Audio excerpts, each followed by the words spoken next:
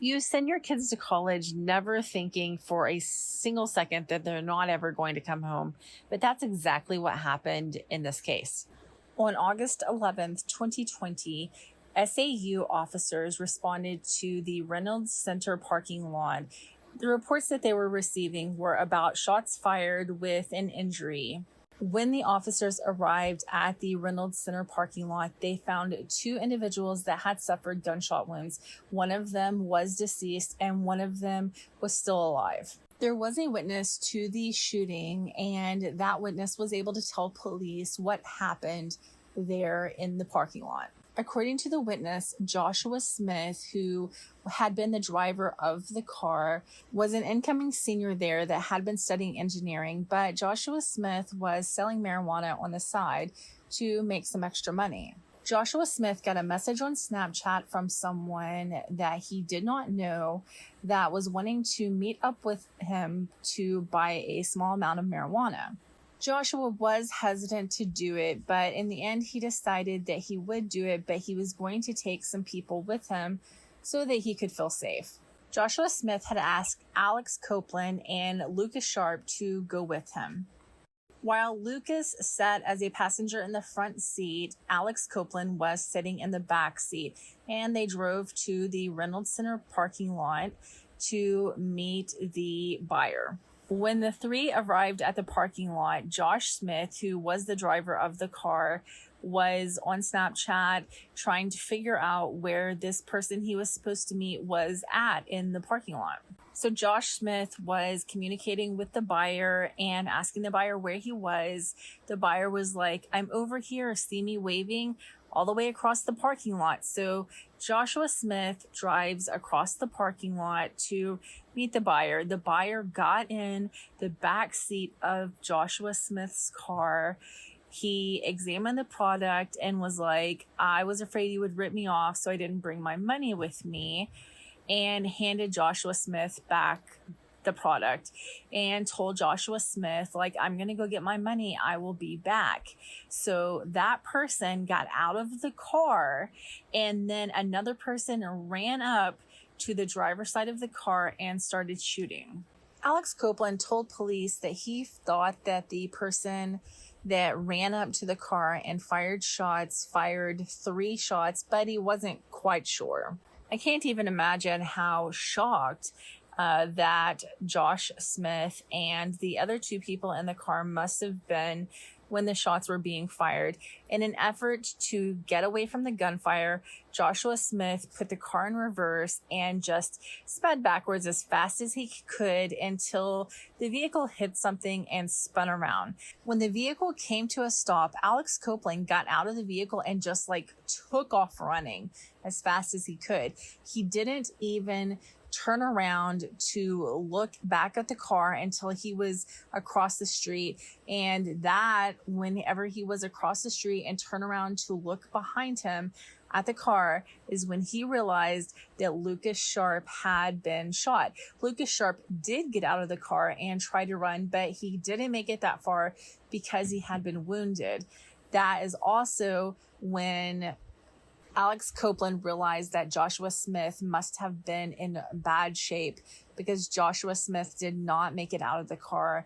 Not really knowing what to do in the situation, Alex Copeland, whose mind was probably just spinning with what had just happened, started calling members of their friend group, telling them what had happened and that he thought that Joshua Smith may very well be dead.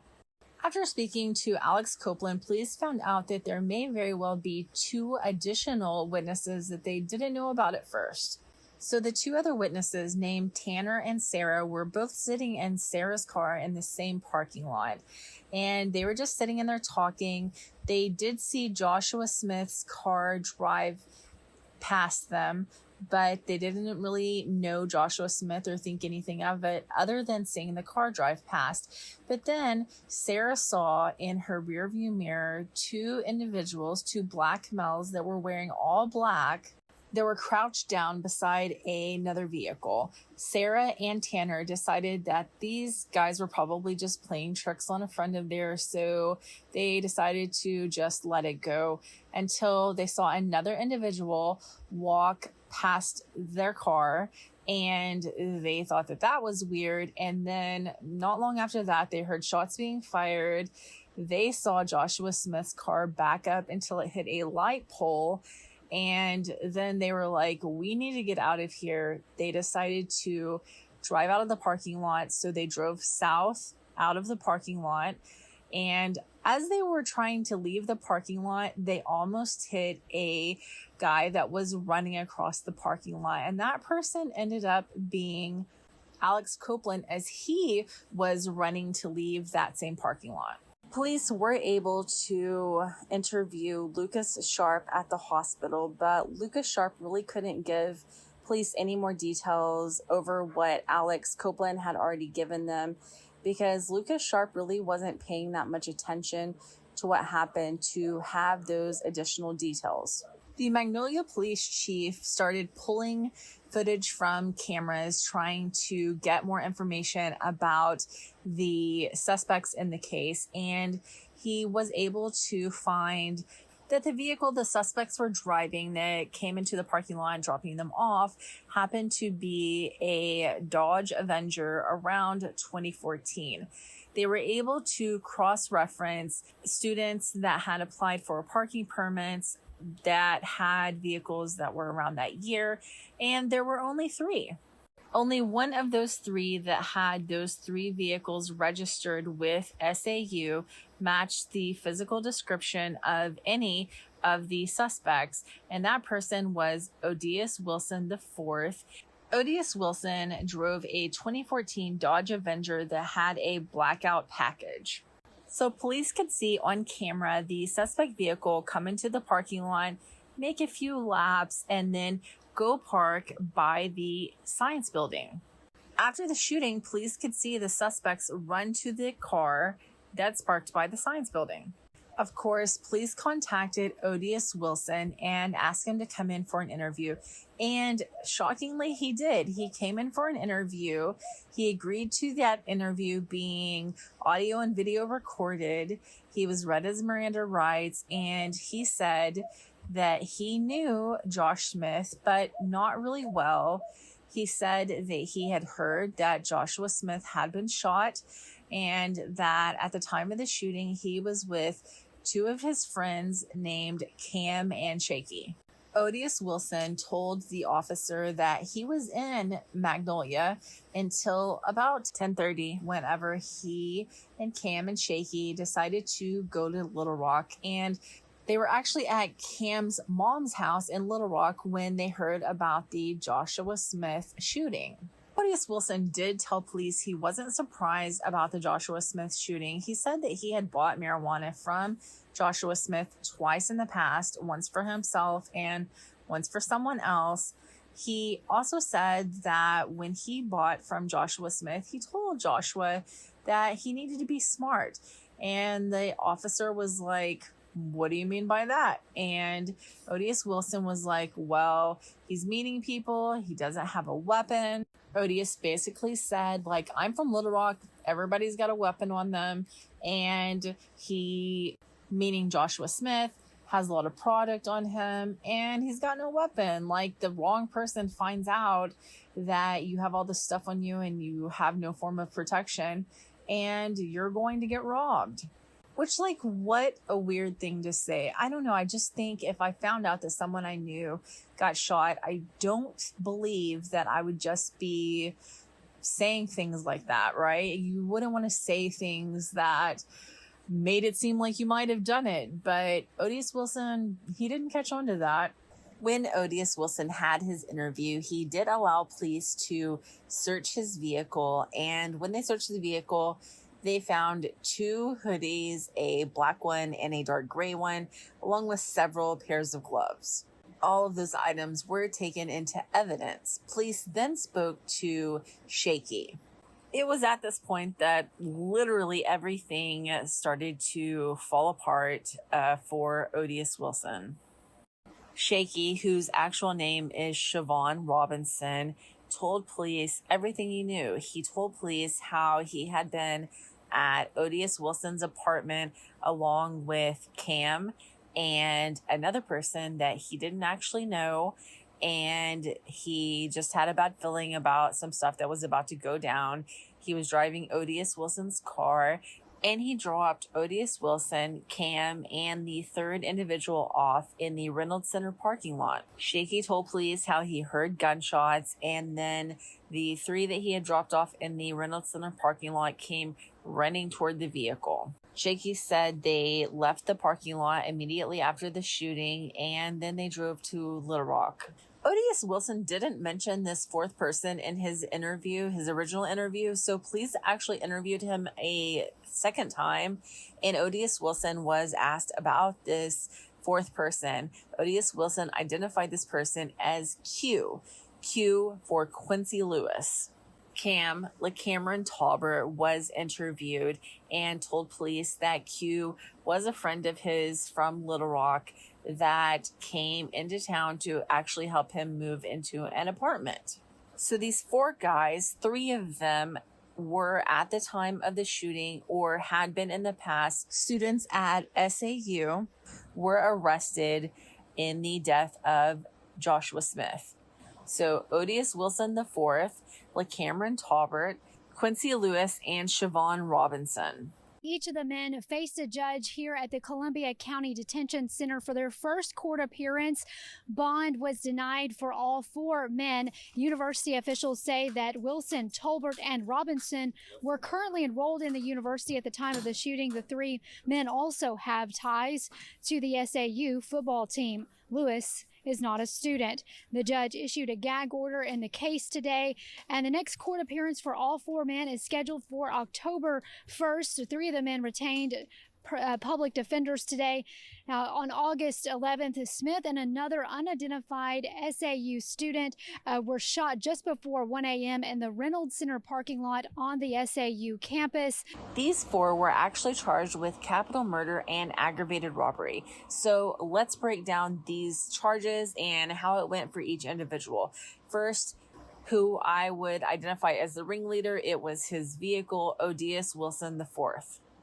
Odious Wilson actually had a fitness to proceed exam where he was found fit to stand trial, and he took a plea bargain. Odious Wilson was actually charged with capital murder, aggravated robbery, first-degree battery, and a firearm enhancement. So the plea deal that Odious Wilson entered into in March of 2023. He pled guilty to first-degree murder, first-degree battery, and the firearm enhancement. The aggravated robbery charge was actually dropped for Odious Wilson. All of Odious Wilson's sentences are set to run consecutively, and he has been sentenced to a total of 60 years in the Arkansas Department of Correction.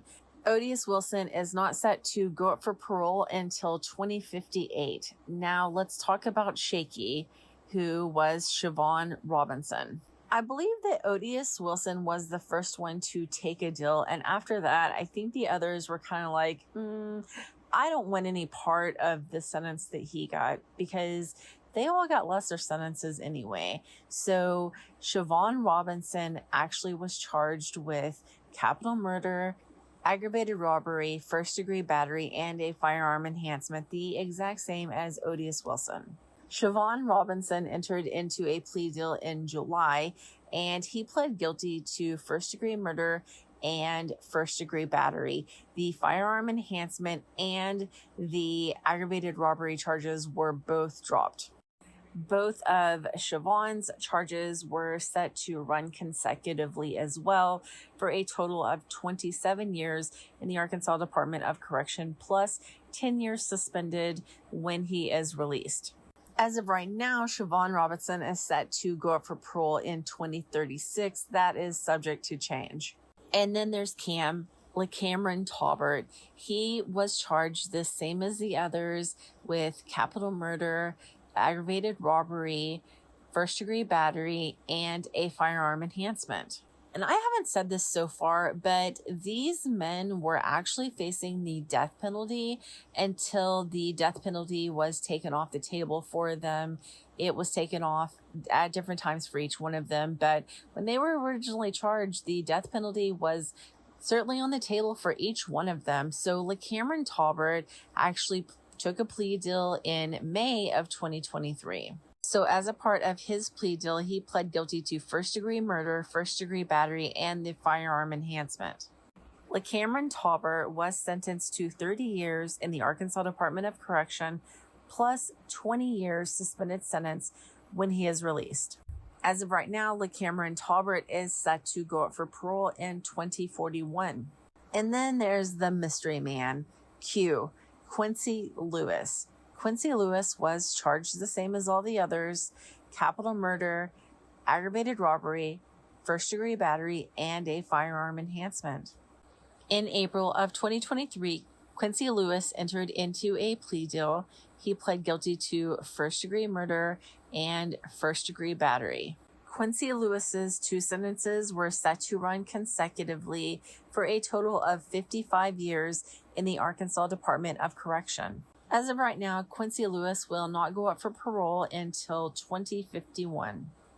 These four guys sat in jail waiting for their court hearings to come up and to dispose of these capital murder charges in the murder of Joshua Smith. But Siobhan Robinson was the only one that actually got into more trouble while he was sitting in county jail. Siobhan Robinson, in January of 2023, actually escaped from the jail.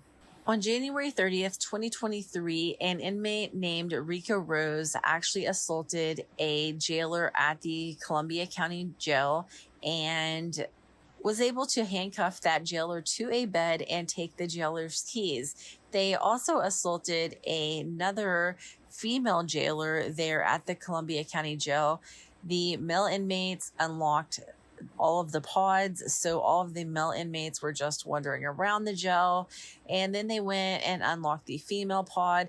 There were females going into the male pods, there were males going into the female pods, and according to the report, these inmates basically had total control of the Columbia County Detention Center at the time. But Siobhan Robinson actually walked out of the jail. He walked out of the actually jail kitchen and into the parking lot, got into one of the jailer's vehicles that had been assaulted, sat in the car for a minute, got out, and came back into the jail. But he was charged with an escape for this. So during this, anarchy event there at the Columbia County Jail, inmate takeover, Siobhan Robinson was charged with escape and impairing the operation of a vital public facility.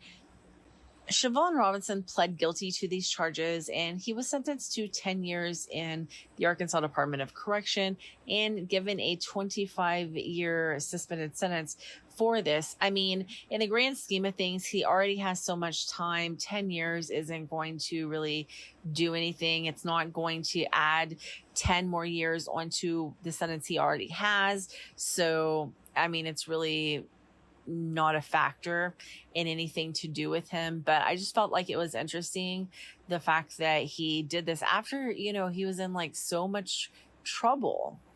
From the time I first read about this case a year ago and first made the original video that I made over on TikTok, I just have thought about Joshua Smith. It has really stuck with me. He was an engineering student. According to everyone, he was so kind and so intelligent, and he was just selling marijuana to, make some extra money. And what is the reason for them even murdering him? This young adult had his entire life ahead of him, and he really could have done anything with his life. And Odious Wilson, LaCameron Tauber, Siobhan Robinson, and Quincy Lewis stole his life from him. But why? According to what Odious Wilson said, he basically just wanted to take some money from him because he could, or anyone could take money from him because he didn't have a weapon to defend himself. But where do you go from thinking, hey, I'm going to rob this person, to I'm going to murder this person? Because I think those ideas are so far apart. And I just wonder, why did it escalate? I wanted to share one last thing. This image warms my heart and breaks my heart at the same time. This is Sabrina Mills, the mother of Isaiah Lewis, comforting Teresa Naganchi, the mother of Joshua Smith. According to an article in the Magnolia Reporter, Isaiah Lewis apologized for the role that he played in the robbery in court. Isaiah Lewis told Joshua Smith's mother, "I know I can't bring your son back, and I am truly sorry for the part that I played, and I hope you can forgive me." When Teresa Naganchi addressed the court, she said, "My son, Joshua Kashawn Smith, was my heartbeat. He was my only child. Joshua was smart, loving, kind, and a respectful young man. His absence from this world has left a hole in my heart and his family and friends." Quincy Lewis, as I have already told one of your friends or co-defendants, I have no choice but to forgive you, but not for you, but for my own peace and for my soul. You stole a lot from me on August 11th, 2020. For whatever reason, that day, you all could not be decent human beings and or think for yourself to not take another person's life and ruin your own in the process. Quincy, you will have some years to sit and think about the part you played in this senseless act, and I pray you ask God for forgiveness and come to have a relationship with him. So after court, the mother of Quincy Lewis went up to Joshua Smith's mother and apologized for the role that her son played in the death of Joshua Smith. They ended up comforting each other because at the end of the day, both of them ended up losing a child. A quote from Sabrina Mills is, "One day changed both of our lives. She lost a son and will never be able to see him again. And I will see my son behind bars. I pray for his mother every day." So yeah, I think that that is extremely powerful. And I also want to note that Sabrina Mills in the same article was quoted as saying about her son, Quincy Lewis, he did well in school. He made good grades. He did well in football. And then one day he messed up. And maybe that's true. Maybe as a parent, you can do as much right as you possibly can.